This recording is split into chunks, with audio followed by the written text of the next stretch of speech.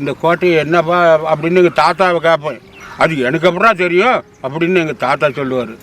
ஆரம்பத்திலிருந்து போனோம் போய் எப்படி போய் அது வந்து அதிலே வந்துடலாம்.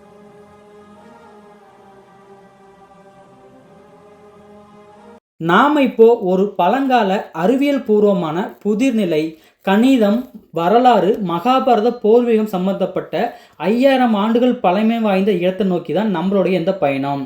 இந்த பழங்கால புதிர்நிலையை நாம் தேடி வந்த இடம்தான் கோட்டை புதூர்.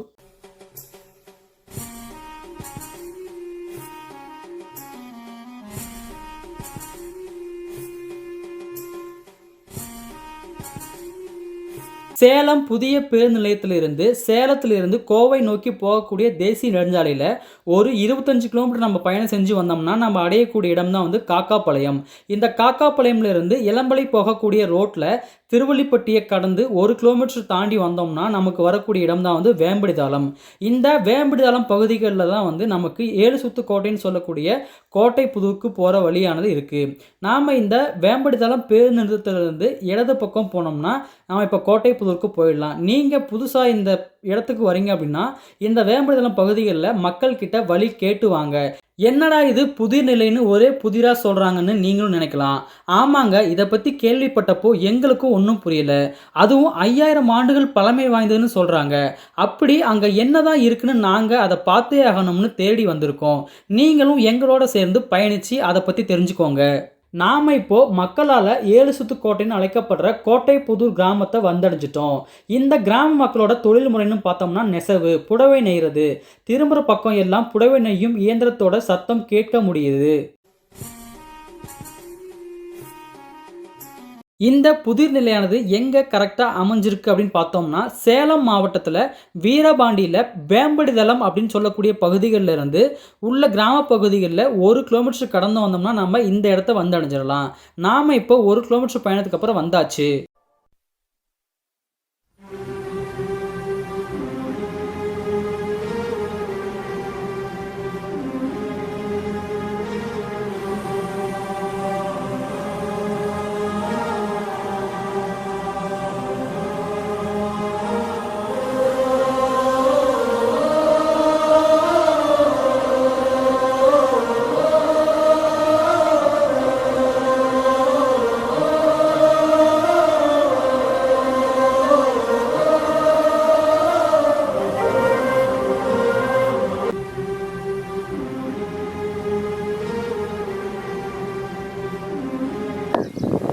தாமு மிராக்கல் மீடியா நேயர்களுக்கு வணக்கம். நாம் இன்னைக்கு இந்த பதிவில் எதை பற்றி பார்க்க போகிறோம்னா சேலம் மாவட்டம் சேலம் புதிய பேருந்து நிலையத்திலிருந்து ஒரு 25 கிலோமீட்டர் தொலைவில் அமைஞ்சிருக்கக்கூடிய வேம்படிதாளம்ல இருந்து ஒரு கிலோமீட்டர் உள்ளே வந்தோம் அப்படின்னா நமக்கு மக்களால் 7 சுத்து கோட்டை அப்படின்னு சொல்லி அழைக்கக்கூடிய ஒரு கோட்டை புதூர் அப்படின்னு சொல்லக்கூடிய இந்த பகுதிக்கு தான் வந்திருக்கோம். நம்ம ஏன் இன்னைக்கு இங்கே வந்திருக்கோம் அப்படின்னா இங்கே 5000 ஆண்டுகள் பழமையான கணிதம், அறிவியல் சம்பந்தப்பட்ட ஒரு புதிர்நிலை அப்படின்னு சொல்லக்கூடிய ஒரு பழமையான இடத்துக்கு தான் வந்திருக்கோம். நாம் இன்னைக்கு இந்த வீடியோவில் புதிர்நிலை அப்படின்னா என்ன, இந்த இடத்துல ஏன் இவ்வளோ கற்கள் வந்து அடுக்கி வச்சிருக்காங்க அப்படின்றத ஃபுல்லாக டீட்டெயிலாக பார்ப்போம். இது வரைக்கும் நம்ம சேனலை சப்ஸ்கிரைப் பண்ணிக்கோங்க, பெல் பட்டன் அழுத்தி ஆளில் வச்சுக்கோங்க. அப்போ தான் போடுற வீடியோ உங்களுக்கு உடனுக்குடன் வரும். நாம் இப்போ இங்கே இந்த இடத்துல பார்க்குற இந்த குவியலாக காணப்படுற கற்களை வரிசைப்படுத்தி ஒரு வட்ட வடிவில் அமைச்சிருக்கிற அமைப்போட பெயர் தான் வந்து புதிர்நிலை. பொதுவாக புதிர்நிலைங்கிறது வட்டம், நீள்வட்டம், சதுரம், செவ்வகம், முக்கோணம் வடிவில் காணப்படும்னு தொல்லியல் துறையினரால் வந்து குறிப்பிட்டிருக்காங்க. தமிழகத்தில் 5 இடங்களில் பல வகையான புதிர்நிலைகள் வந்து கண்டுபிடிச்சிருக்காங்க. கிருஷ்ணகிரி மாவட்டம் சின்ன கொத்தூர் பைரகவுனியில் சுருள் வடிவிலையும், தருமபுரி மாவட்டம் கம்பை நல்லூரில் சதுர வடிவத்திலையும், கோயம்புத்தூர் பொள்ளாச்சியில் கெடிமேடில் சதுர வடிவத்திலையும், சேலம் மாவட்டம் வேம்படிதளம் கோட்டை புதூரில் வட்ட வடிவத்திலையும், புதுக்கோட்டை மாவட்டம் கீரனூரில் சதுர வடிவிலையும் வந்து புதுநிலைகள் வந்து தொல்லியல் துறையினரால் வந்து கண்டுபிடிக்கப்பட்டிருக்கு. உலக அளவில் பார்த்தோம்னா எகிப்தில் உள்ள இரட்டைத்தள கல் கட்டிடம் ஒன்று மிகவும் பழமையான புதிர்நிலைன்னு அறிவிச்சிருக்காங்க. 7 சுத்து கோட்டையில் காணப்படுற இந்த வட்ட வடிவ புதுநிலையில் நாம் இப்போ உள்ளே போக முயற்சிக்க போகிறோம். இதோட தொடக்க புள்ளியானது 5வது வட்டப்பாதையில் ஆரம்பமாகுது. 5வது வட்டப்பாதையிலேருந்து நாம் இப்போ உள்நோக்கி போய்கிட்டு இருக்கோம். 5வதுலேருந்து உள்நோக்கி போனால் நமக்கு 4வது வட்டப்பாதை வரணும். ஆனால் இந்த புதுநிலை நம்மளை கொஞ்சம் குழப்பமடைகிறதுக்காக நம்மளைய 5லேருந்து வெளிநோக்கி 6வது வட்டப்பாதைக்கு கொண்டு செல்லுது. 6வது வட்டப்பாதையிலேருந்து நம்ம தொடர்ந்து போனோம்னா நம்மளே 7வது வட்டப்பாதைக்கு கொண்டு செல்லுது. கணக்குப்படி பார்த்தோம்னா நம்ம மையப்புள்ளியில் 1 2 3 4 5 6 7க்கு அப்புறம் நம்மளே வெளிநோக்கி தான் கட்ட அனுப்பணும். ஆனால் இந்த புதுநிலையில் நம்மளை 7லேருந்து உள்நோக்கி 4வது வட்டப்பாதைக்கு வந்து டைரெக்டாக வர வைக்குது. 4லேருந்து நம்ம இப்போ நடந்து போகும்போது நம்ம உள்நோக்கி போகிற மாதிரி தெரியுது. அப்படி போனால் 3வது வட்டப்பாதை தான் வரணும். ஆனால் நமக்கு இங்கே வருது 2வது வட்டப்பாதை. 2வது வட்டப்பாதையிலிருந்து தொடர்ந்து போனால் மையப்புள்ளியான 1வது வட்டப்பாதை தான் வரணும். ஆனால் நமக்கு அங்கே வர்றது வந்து 3வது வட்டப்பாதை. இப்போ நம்ம 3வது வட்டப்பாதையிலிருந்து வெளிநோக்கி 4வதுக்கு தான் போகிற மாதிரி இருக்கும். ஆனால் 4வது வட்டப்பாதையிலேருந்து நம்மளை டைரெக்டாக, அதாவது கடைசியான மையப்புள்ளியில் இருக்கிற 1வது வட்டப்பாதைக்கு வர வைக்குது. இது நம்ம உள்ளே வரவங்களை வந்து ரொம்பவும் குழப்பமடையும் செய்யும் வகையில் வந்து அமைச்சிருக்காங்க. அதனால இது ரொம்ப புதுநிலையாக வந்து இருக்குது. நான் வந்து ஒரு 5 வயசு பையன்லேருந்து ஒரு கணக்கு சொல்கிறேங்க. நான் 5 வயசுலேருந்து எனது காடுங்க இதுக்கு போகும்போது இந்த கோட்டையை என்னப்பா அப்படின்னு எங்கள் தாத்தாவை கேட்பேன். அது எனக்கு அப்புறம் தெரியும் அப்படின்னு எங்கள் தாத்தா சொல்லுவார். ஆனால் அது ஒத்துக்கல, யாரும் நடமாட்டமே கிடையாது. ஆனால் பேய் பிசாசு இருக்கும்பாங்க. அதெல்லாம் கடவுள் தவிர வேறு எதுவும் இந்த இடத்துல இல்லைங்க. இது வரைக்கும் ஒரு பயந்ததோ ஒரு நிதா எதுவும் கிடையாது. தாத்தா, இந்த 7 சுத்து கோட்டையில் வந்து புதையல் இருக்குது அப்படின்னு சொல்லி சொல்கிறாங்களா, அதை பற்றி உங்களுக்கு தெரியுமா? உண்மையா சொல்கிறாங்க, அது இல்லைன்னு சொல்ல முடியாது. நான் கூட என்னை வந்து கடன் கேட்பாங்க, அட கோட்டையில் இருக்குதா, நீ ஒரு கொப்பரை எடுத்துகிட்டு போடா, 7 கொப்பரை இருக்குது அப்படின்னு ஒரு காமெடிக்கு அப்படி சொல்கிறது. 7 கொப்பரைனா பணம் குண்டாவா 7 குண்டாவில் இருக்குதான். அப்படியா? ஆமாம். இதுக்கு எத்தனை பேர் வந்து இங்கே பூச்சை கேச்சை கூட போட்டுக்கிட்டு இருந்து பார்த்தாங்க. அவங்கள ஒரு நாள் நாங்கள் ஒரு அடித்து முடுக்கணும். ஆனால் இந்த இடத்துல வந்து கடவுள் இருக்குது. இந்த இதை வந்து சாமியாக கும்பிட்டு வராங்களா மக்கள், இந்த ஊர் மக்கள்? அதெல்லாம் கார்த்திகை மாதம் கூம்பாட்டுவோம். எல்லாம் மக்கள்லாம் நிறையா வருவாங்க. அதை சுற்றி விட்டு கும்பிட்டு விட்டு அவட்ட ஒரு கல் தச்சு விட்டு கல் எடுத்து வச்சுட்டு போவாங்க. டாக்டர் உங்களுக்கு தெரிஞ்சு 85 வருஷமாக இருக்கீங்க, இது இங்கே தான் இருக்குது, எதுவும் அழியலை. இது பக்கத்தில் இன்னொன்று இருக்குது, அது என்னங்க ஐயா? அதெல்லாம் இதை பார்த்து காப்பி அடிச்சது. ஓ, ஆனால் இதை வந்து காலங்காலமாக இருக்கிறது. இதை சுற்றி வந்தால் நம்ம நினச்சதெல்லாம் வந்து நடக்கும்னு சொல்லி மக்களால் சொல்லப்படுது. அதை நீங்கள் எப்படி பார்க்குறீங்க? அது உண்டு தாங்க.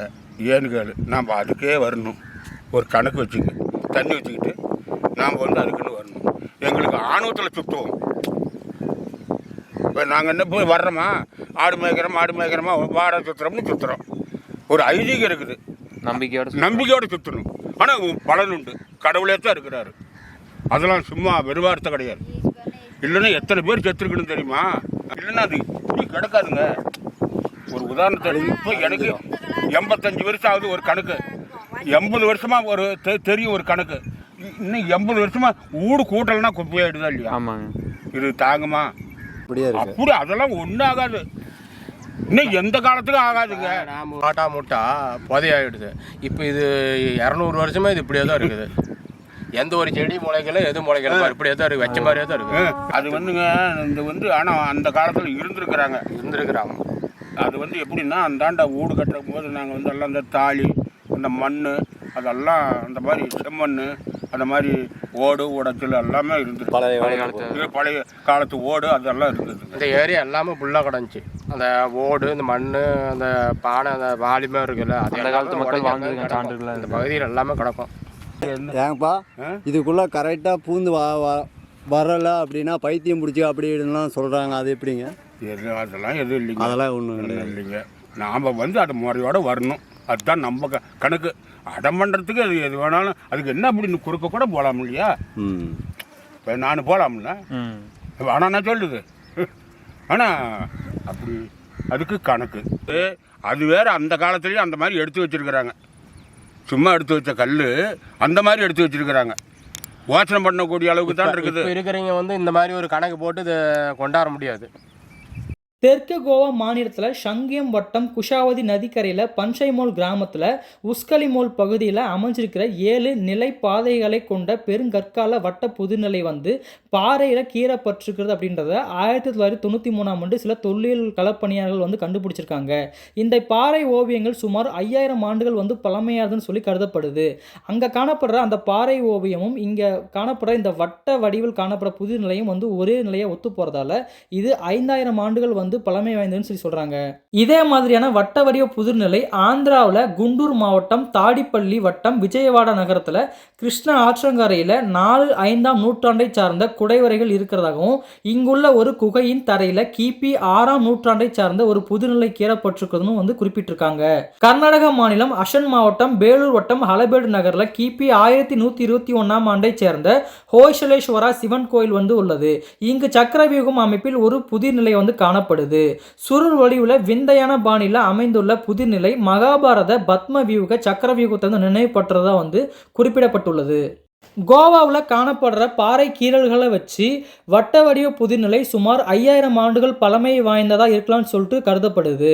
கர்நாடக மாநிலத்தில் உள்ள சிவன் கோவிலில் காணப்படுற இந்த வட்ட வடிவ புதிர்நிலையை வச்சு இது மகாபாரத சக்கர வியூகத்தோட ஒன்றிணைது அப்படின்னு சொல்லி சொல்கிறாங்க. மகாபாரதத்தில் உள்ள சக்கர வியூகத்துக்கும் இந்த புதிர்நிலைக்கும் என்ன சம்பந்தம் வாங்க விரிவாக பார்க்கலாம். பழங்காலத்தில் போர் புரிகின்ற பொழுது எதிரிகளை வீழ்த்துறதுக்காக பல வகையான வியூகங்கள் வகுக்கிறது வழக்கம். அதாவது கூர்ம வியூகம், திரிசூல வியூகம், ஸ்ரௌஞ்ச வியூகம், சக்கர வியூகம்.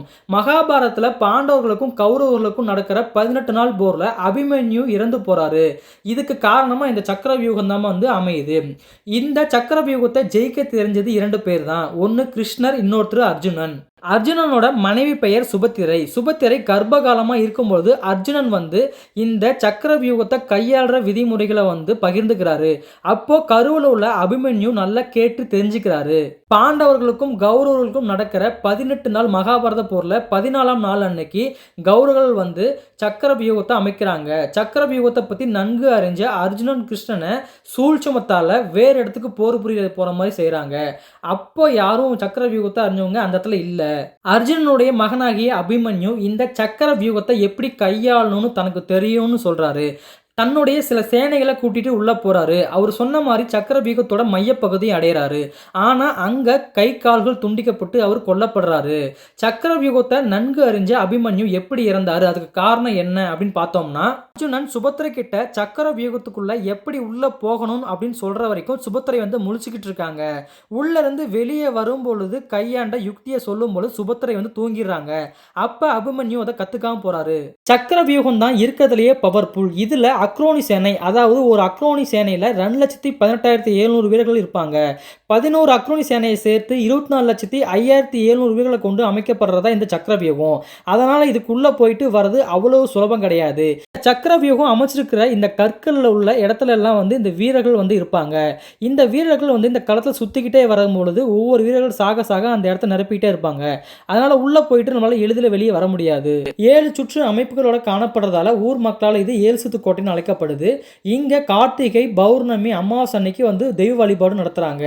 இங்கே காலங்காலமாக மக்களிடையே பரவி வருது என்னன்னா, இதுக்கடியில் வந்து 7 குப்பரை புதையல் இருக்கிறதாகவும் அதை எடுக்கிறதுக்கு 7 கர்ப்பிணி பெண்களை வந்து பலி கொடுக்கணும் அப்படின்ற ஒரு விஷயம் வந்து காலங்காலமாக பரவலாக வந்து பரவிட்டு வருது. இங்கே காணப்படுற வட்ட வடிவிலான புதிர்நிலை சக்கர வியூகம் அப்படின்னு சொல்லப்படுற இந்த கற்கள் அமைப்பு எதுக்காக இங்கே அமைஞ்சிருக்கு அப்படின்றது இது வரைக்கும் ஒரு கேள்விக்குறியாகவே புதிர்நிலையாக இருக்கு. உங்கள் பேர் என்னங்க ஐயா? என் பேர் தான் வையாவரி. இங்கே எவ்வளோ வருஷமாக இருக்கிறீங்க இந்த ஊரில்? இந்த வருஷமா நான் 100 வருஷமாக இருக்கிறேன். உங்களுக்கு வயசு எத்தனை இப்போ? ஒரு 100 ஆயிடுச்சு பிடிச்சி வையாச்சோட. 100 ஆயிடுச்சா? அங்கே கல்லெல்லாம் அடுக்கி வச்சுருக்காங்கல்ல, அதை பற்றி எதாவது தெரிஞ்ச சொல்லுங்கள். அதை பற்றி என்ன, அது கல் அப்படியே தான் நாச்சிட்டு போய் நான் கல் பிடிச்சேன். அப்போ காட்சி மாற்றில் கூம்பாட்டுவோம். அது வேணும் ஆட்டி இருக்கிறோம். அது அப்படியே தான் இருக்குது, அது அழியாது. அந்த கல்லை சுற்றி புதையெல்லாம் இருக்குன்னு சொல்கிறாங்கல்ல, அதெல்லாம் உண்மையா? இனிமேல் 7 கொப்பரை பணம் தான். 7 கொப்பரை பணம் இருக்கு அப்படின்னு சொல்கிறாங்க. 7 பிள்ளை சேர்த்து வெட்டணுமா? 7 பிள்ளை சேர்த்து கூட காவு கொடுக்கணுமா? ஓ, 7 பிள்ளைத்தாச்சுன்னா கர்ப்பமாகறவங்களை வந்து காவை கொடுக்கணுமா அப்படின்னு சொன்னாங்க. 7 கொப்பரை பணங்க தான். அது கொப்பரை போட்டு மூடியில் வச்சுக்கிட்டு அந்த ஆமாம் 7 பிள்ளை சேர்த்து வெட்டணுமா? அந்த ஆரம்பத்திலேருந்து போனேன். போய் அப்படி போய் அது வந்து அதுக்கே வந்து அதிலே வந்துடலாம், தாண்டக்கூடாது தாண்டக்கூடாது. தாண்டக்கூடாதும்பாங்க. அப்போ இப்போ தாண்டுவாங்க பிடிப்பாங்க. நாம் என்ன கண்டோம் சுடுகாட்டிலேருந்து. இந்த புதையெல்லாம் இருக்குன்னு சொன்னாங்களே, அதை எடுக்க ட்ரை பண்ணியிருக்காங்களா யாராவது? அது என்னமோப்பா பெரிய பெரிய எல்லாம் வந்து பார்க்குறாங்க, போட்டு பார்க்குறாங்க, போகிறாங்க. என்ன தெரியல, எதாவது மந்திரம்லாம் அதை பண்ணுறாங்களா? அதெல்லாம் எதோ சுற்றுறாங்க, அப்புறம் போகிறாங்க, வண்டியில் சுற்றுறாங்க, போகிறாங்க. இல்லை 2 கோட்டை இருக்குல்ல, 2 அடிக்க வச்சுருக்காங்கல்ல, அது சும்மா பிற்பாடு வச்சு இந்த பசங்க இந்த சைடா அந்த பழைய அந்த மேப் மரங்கள் அதுதான் பழைய கோட்டை. அந்த வேப்ப மரக்கிறது தான் ஒரிஜினலு. இதெல்லாம் இப்போ இந்த சில்லற பசங்க வச்சு 7 சுத்து கோட்டையில் மொத்தம் 2 கற்குவியல் புதிர்நிலைகள் வந்து காணப்படுது. நாம் பார்த்துட்டு இருக்க இந்த குவியல் தான் வந்து காலங்காலமாக இருக்கிறது. நம்ம 2வதாக பார்த்துட்டு இருக்க இந்த குவியல் வந்து காலப்போக்கில் மக்களால் உருவாக்கப்பட்டதாக மக்கள் வந்து தெரிவிக்கிறாங்க. இன்றளவுலையும் இந்த வழியாக பயணிக்கிற மக்கள் இந்த 7 சுத்து கோட்டையில் காணப்படுற இந்த கற்குவியலுக்குள்ளே உள்ளே போய் தெய்வ வழிபாடு நடத்திட்டு வராங்கன்னு சொல்கிறாங்க. இந்த கற்குவியலுக்கு பக்கத்திலேயே மக்களால் உயரமான பகுதிகளில் கற்கள் அடுக்கி வைக்கப்பட்டு ஒரு அம்மன் கோவில் உருவாக்கப்பட்டிருக்கு. இங்கே வருடம் தோறும் பண்டிகை காலங்களில் அம்மனுக்கு வழிபாடு நடத்தி பண்டிகை கொண்டாடப்படணும்னு மக்கள் வந்து தெரிவிக்கிறாங்க. சேலம் மாவட்டம் வீரபாண்டி வேம்புடலம் கோட்டைப்புதூரில் காணப்படுற இந்த 7 சுத்து கோட்டை அப்படின்ற இந்த இடம் இன்று அளவுலையும் ஒரு மர்மமாகவே பார்க்கப்பட்டு வருது. நீங்கள் இப்போ தான் இந்த மாதிரியான புது நிலைகளை பற்றி கேள்விப்படுறீங்கன்னா உங்களுக்கு தெரிஞ்ச விஷயத்தை கீழே கமெண்ட் பண்ணுங்கள். உங்களுக்கு தெரிஞ்ச தொழில்துறை ஆய்வாளர்கள் யாராவது இருந்தால் அவங்களுக்கு இந்த வீடியோவை ஷேர் பண்ணி விடுங்க.